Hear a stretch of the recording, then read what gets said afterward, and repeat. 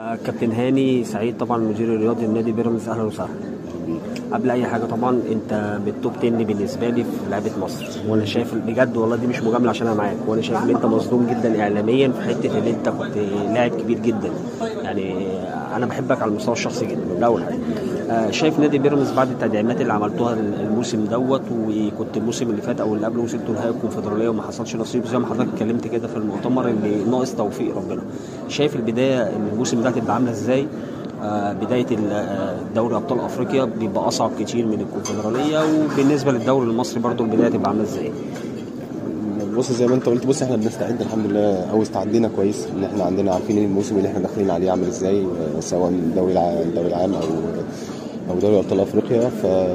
فالحمد لله الاستعداد كان على قد البطولات اللي احنا داخلينها، فان شاء الله نكون جاهزين. وانا باذن الله بس اهم حاجه